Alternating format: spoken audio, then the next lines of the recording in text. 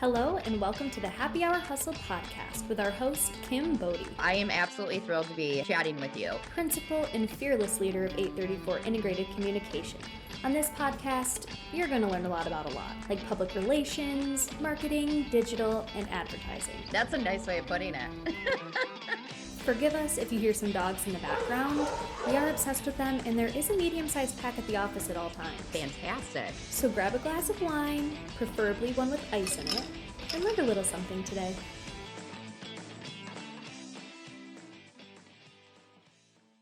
Welcome, everybody. It is our first podcast of 2023. How fucking exciting is that? We're actually starting it out. What is this? This is like we're recording this first week in January. So maybe we'll publish it in February with our luck. We'll see. But anyways, it's our first one of 2023. So that's exciting. So today we're going to talk woman-owned business, which is my favorite topic because we are a woman-owned business. Specifically, we're going to chat with Jeffrey, who's our creative lead, on what it's like to work for a woman-owned company. And I think it's funny that I am actually interviewing him on this. So it's not like he's going to say anything negative. I probably should have removed myself from this, but I was like, no, I want to hear what he has to say. So anyway, Jeffrey, would you quickly introduce yourself and tell us about your role here? Hi, I'm Jeffrey Sinnen, and I am the lead graphic design here at 834. I pretty much do all the creative, everything from graphic design to video to websites. So everything, literally everything. Okay, so talk a little bit I want to ask you a question first, because it is 2023. I think resolutions are stupid. Right. That doesn't have to be everybody's, that's just mine, because I think we just set ourselves up for failure. So I want to ask you, what's one of your goals in 2023? Oh, geez, that's a great question. I think one of my goals is pretty much just to better myself, mentally, physically, better myself with learning new stuff for my job and stuff like that, and just really just working on myself. That's a really big goal. Well, it's a big goal, but at the same time as this, I got kids and wife and family, and I take care of everyone else, and I don't really take care of myself that much. So self-care. Yes. I really don't like that phrase, like self-care. It's like, I don't know. It was me. I don't know. My goal is to drink more, to eat more, to live as unhealthily as possible. That's a word. Well, yeah, definitely. Yeah. No, in all seriousness, though, one of my things is to put the technology away at night. Because you know how you just sit there sometimes and you're just scrolling on your phone. You're not doing anything. And then it'll give you your screen report, and it's like, you know what? Fuck you, Apple. I don't need to know that. I already feel like a jackass. Now I'm even more of a failure. So well, me and my wife, we got into that problem where we're sitting there, we're both watching TikTok on our own phones, and we're sending them to each other, not being like, hey, take a look at this. We're just constantly not connected. So totally understand. Yeah. I'm actually glad to know I'm not the only one that does that. Josh and I will text each other in the same house. I'll be upstairs and send him an article. He'll be upstairs and send me a response to that. I once called him from upstairs, and I was like, what am I doing here? What's happening? Great communication in our marriage. So, okay. So before we jump into asking all the questions about, why women are better than men, let's start with your previous work experiences. Talk a little bit about that.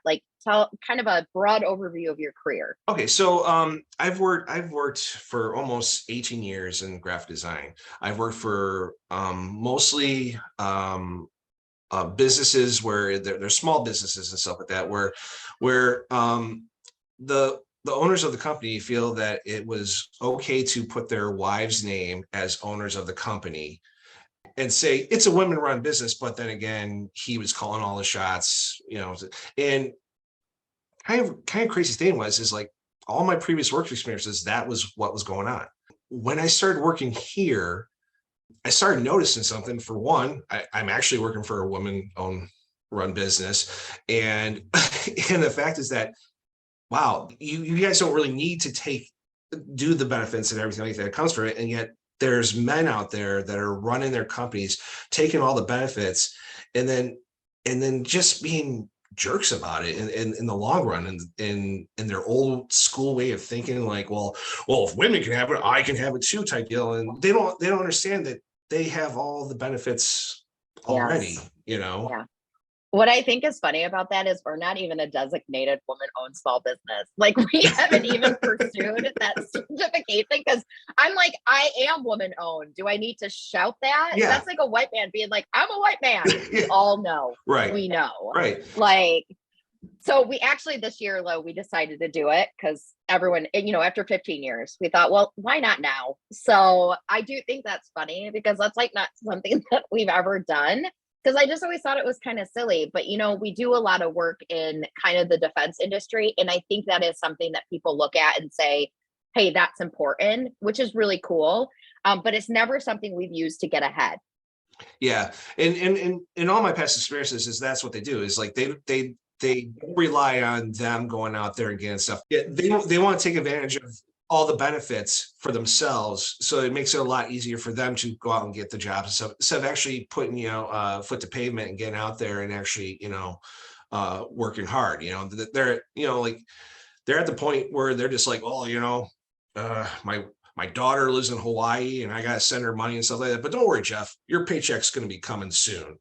You know, it's just a, Did they call you Jeff when you prefer to be called Jeffrey? Because that's also a dick move. yes. Yeah. Oh, that's Yeah. nice. That's nice. My first employer, he goes, what do you like to be called, Jeff or Jeffrey? And I was like, Jeffrey. And he says, well, I'm going to call you Jeff. Yes. Well, I mean, it's just your name. No. That's just silly. Yeah. But, you know, it was just really sad, because they would sit there and they have this, you know, like the 1950s style of thinking about how business should be run and stuff like that. There's no growing. It's just, they just want to take advantage of everything so that they could honestly go home with more money in their pocket when all their employees and everything like that were struggling. That's horseshit. Also, oh, you know, the only thing I like about the 1950s and the Mad Men era is all the drinking at work. Yeah. Like Oh, that was totally normal. Like, I was like, I shall embrace that. Not all the racism and the misogyny, but, you know, the drinking, the alcoholism, that's fine. Yeah. So I highly encourage that. So I'm curious, because obviously I've worked for men and women as well over my career. And interestingly enough, it was it just depended. It was a struggle, could be a struggle either way. But a lot of the women that I worked with, I think early on in my career, it was almost like they, you know, and again, they weren't the business owners, but they were like my direct, you know, report, or I reported directly to them. And I always kind of felt like, you know, my personality was too big and made them uncomfortable. And so like, it was almost like they were threatened. And I'm not saying that like, you know, I'm not, I don't want to like, you know, say that was like a constant, but, you know, because there are men that I worked with that, you know, the things that were said and, you know, there were some very sexist things that went on. So you know, either way, but I am curious, like, you know, as a male working for, working for a female owned business now, and then also men, like, what would you say, like the major differences are, like in management style? I think there's a huge difference. There's for one, like when you go for the interview, they say, oh, we're going to have you do this and this, we're going to bring this in for you so you're successful and all that stuff. There's tons of promises, and I don't want to say it was just like one place. It was every place I worked, and I've worked for a lot of companies and stuff like that, and they just really just like they want to get you in, and then once you get you in, they're like, ha, sucker, you work for us, you got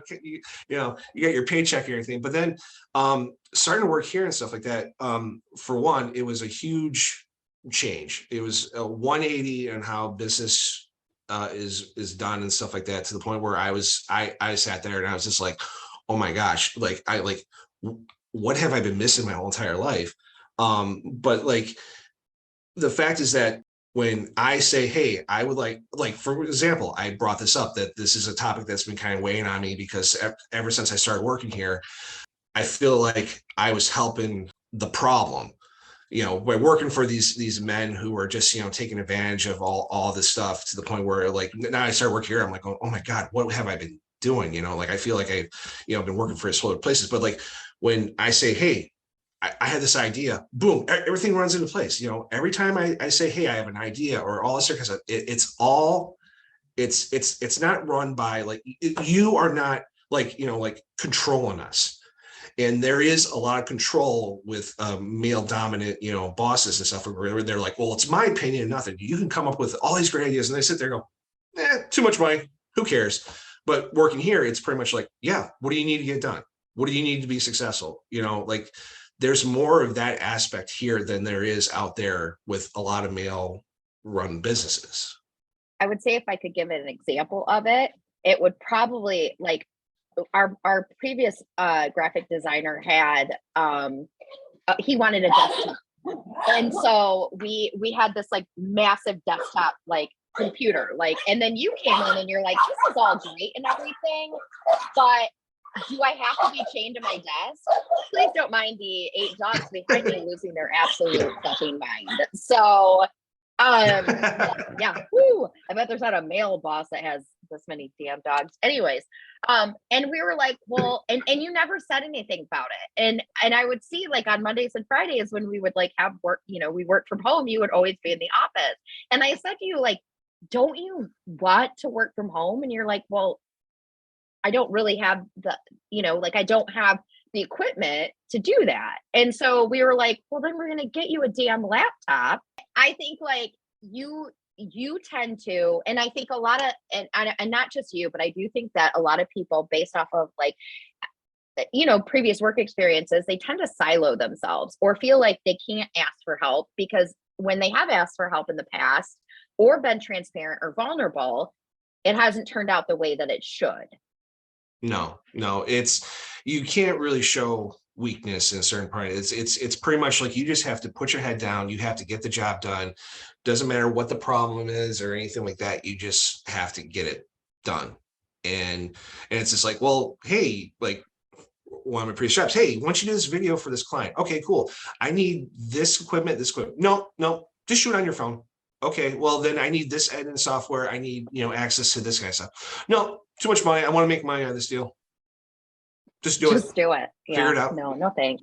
I would also like to point out, like, early on when I started 834, when I started the company, I never anticipated managing people. And I was horrifically bad at it for a long amount of time. I really, really was. I can be very, very honest about that. I had no idea what I was doing. I also was raised very blue collar. So I had a certain mentality, like, how one of our core values is work smarter, not harder. Well, it used to be work harder than the rest. And I think that was really the mentality I went into when I started 834.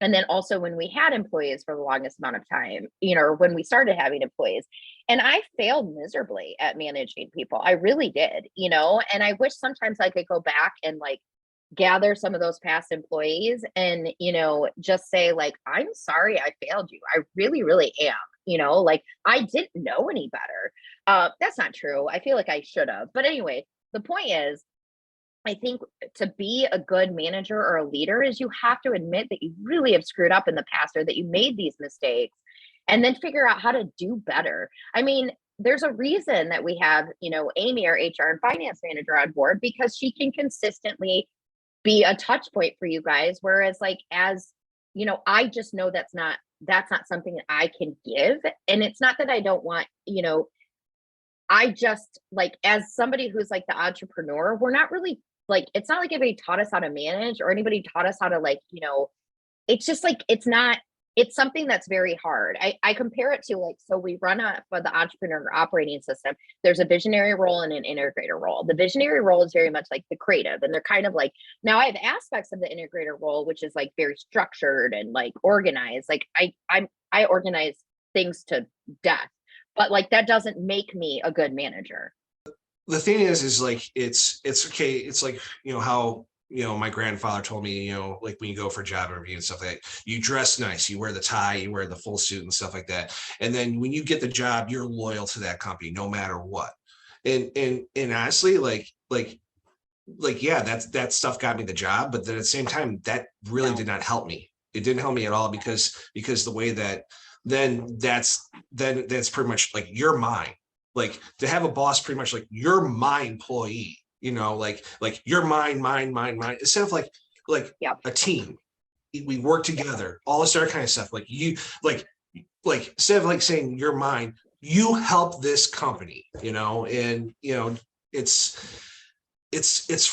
frustrating. It's just really frustrating. And the fact is that the greed, like, and if you had if you sat down, like a lot of my bosses, past bosses and stuff like I love sitting down and talking to them and stuff like that. But then again, like but then after you had like a awesome conversation, hanging out, and then all of a sudden he just started yelling at you, like physically yelling at you to the point where you think the guy's going to jump over the table and hit your head just because something got messed up, something that was not minor, that did not cost the company any money, something minor, to the fact we're like, wait a minute, I thought we were just friends here.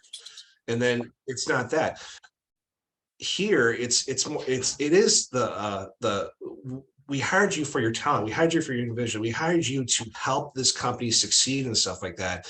And it's just night and day. It's really frustrating, really. Well, it's interesting too, because I think you have perspective. And, I think when you're first entering the workforce, you don't know any better. I mean, I know my first job based off of like jobs I had after that, there were certain things that were like fantastic in my first job. But also like I look back at it and I was like, man, that was real messed up. Like, but then you go on to the next job and you have that perspective. And I think that continues to grow until you get to the point, because you are, besides, you are one of the older employees here. And I think like that gives you a really unique perspective and experience, like to pass around. This, like, I remember a male boss telling me one time, he brought me into his office and, didn't like something I did. And he slammed his fist on the table and he screamed at me, "I own you." And I remember thinking, I am not a crier. My go-to emotion is mostly anger. I remember tearing up out of frustration because I was like, what the fuck was that? Yeah. And how is that okay? Yeah. And it's just, I don't know. I don't have, I think from there I was like, well, let's hope I never do that to anyone, Right. So, I'm grateful for all of those interesting experiences. And I think you could probably say the same. You're grateful to have worked for all these different places, because I think that gives you the perspective when whether it's at 834 or someplace else, but what you should expect out of an employer and a company that you work for. Right. And yes, in this being my first actual real women run business and stuff like that, I've felt like coming here, I've looked back at my past and felt like I was in an abusive relationship my whole entire life, where I was just like, well, he pays me, so I'm okay with it and stuff. And so when I come here, I went home and I pretty much just wanted to cry, because it was just like, it's such a refreshing to come to something that where strong women who are not afraid to be themselves, they just go out there, they work hard, and they want to make sure that you work hard and that you're successful and stuff like that. And because like if I'm successful, that means the company's successful. And Yeah. it's just crazy. It's so crazy. And the fact that these business owners think that they deserve everything in life and stuff like that, like to the point where if you vote for Obama, that means you lose your job, or the one that really got me really upset for my last job was that I got an email one day because there was a small mistake, and he was like, "You better stay off my radar for the sake of your wife and your kids." Like that's a threat. That is a threat.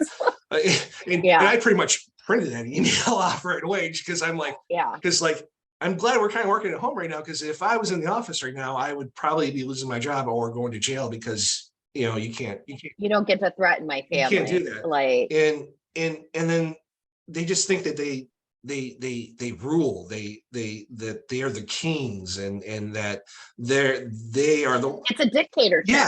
It's a Yeah, dictatorship. yeah. And Yeah. it's horrible. It's bad business. It, It's like the power goes to your head. Like, what sort of power trip are you on? yeah. Like, gross. And I just, and I've never treated anyone like that. I've had the opportunity to train a lot of interns over the year and stuff like that. And then me, it's just pretty much like I always ask them a question: what do you need for me to be successful?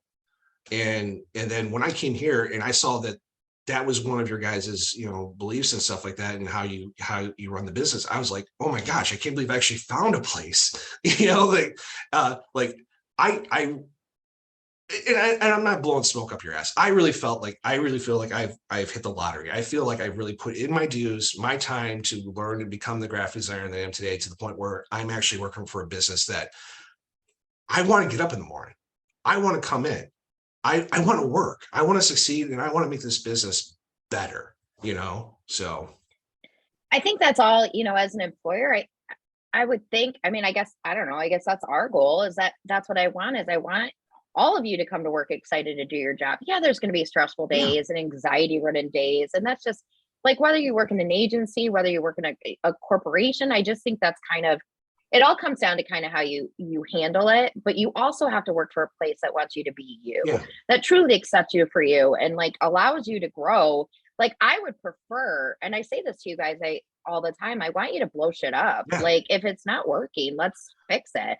Like, we just did that on how we were kind of measuring like different social media goals and stuff. Cause I was like, wow, this is a painful meeting. And who likes meetings anyway? And this is like, this hurts. And like, I like to avoid those yeah, things. yeah, So, and but I want you guys to always feel like, this isn't working. We need to do this differently. You did that with our branding process.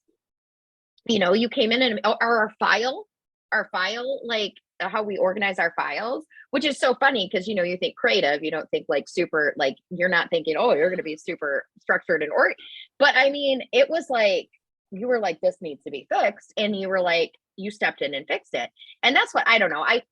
There will always, like, a job is still a job, but you should love what you do. And I would hope that 90% of the time that you love it.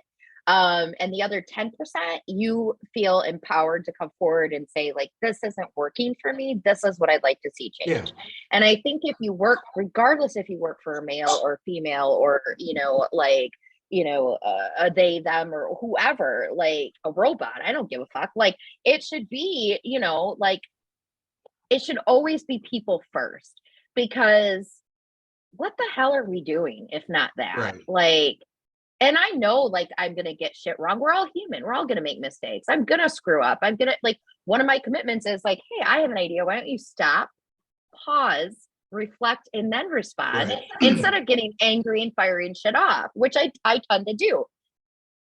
Luckily, most of it is aimed outward, like not internally, I'd like to think, but that's not to say I'm not going to hurt somebody's feelings or do something stupid, or, so I don't know. I think you just have to kind of wake up. I say this to Josh, you got to wake up and choose like happiness, oh or yeah, you got to wake up and choose like, I'm going to be positive, or, I'm going to give this day my all. And there's going to be days where you're like, I fucking hate this day. And then that's when I want you guys to be like, I'm going to work from home today, because if I see people, it's probably not going to be great for them, like, so, and that's okay. Like, so I don't know. I mean, sometimes I don't know if it so much comes down to your gender, or if it just comes down to like, are you a shitty person? Or yeah, there is I would like to say, like, there are probably like really amazing male bosses out there that, sorry, I haven't got to work for them yet, but at the same time, this is like, wow, I've worked for a lot of places, and it's a lot of ego, it's a lot of me, and it's a lot of like not doing common sense. It's not understanding how, how it's tough now for families, especially when you have two parents working, because you have to have two parents working because we have to pay the bills, and for them not to them to be like, what do you mean your kid's sick? Can someone else watch them? Like, no, like, first off, I don't even have kids, but if somebody said that to me about my dog, I'd punch them. Like, but it's just like, no. yeah, sure. Yeah. I'll hand off to someone else so that person can then get that person sick. And so then I'm just spreading, more Right. stuff around and stuff like that. Oh no, I'll put them in daycare and let them get all those kids sick. Like, no, I need to be home. There is no way with this job of graphic design, I can work from home. Yeah. I You absolutely can. I can do that. Like there's nothing like there's like what you think like I'm gonna steal designs and hoard them. Yes. And would you maybe steal some Christmas decorations? That would get them taken down much quicker because they're probably going to be up till June. So, but it's common sense. It's human decency. And God, I don't really want to pigeonhole this, but like all of the guys, they're very religious. They talked about religion a lot with me and stuff like that. And then they'll sit there and they'll yell at me like I'm their child and stuff, to the point where and treat and call people names and everything like that. And I'm like, is this right how we treat people? Like, is this how a religious man, who owns a business thinks that he's doing God's work, but then again he has to sit there and punish and be mean and hurtful and say things that I've one of my past jobs, the lady that was working as our project manager, she was in tears like 24/7. Like he had her like crying, and just the way that he talked to her, the way that he treated her and stuff like that. And I'm like, is this how you talk to your wife at the end of the day? Like, is it like, or is this just saved for us because once again, we're your property and your property is not doing what you want? So what a power trip. What a fun power trip. It is. Like it totally is. And it like when I started a new job somewhere, everyone would be like, oh, let's take you out to lunch. I'm like, oh, great, they're taking me out to lunch. And then it's just perfect. Okay, so this is the problem working here. And watch it. If he starts doing this, you may as well just stop talking, put your head down, and blah blah. It was like warning me about working there, and like that shouldn't really happen. Like no. And no.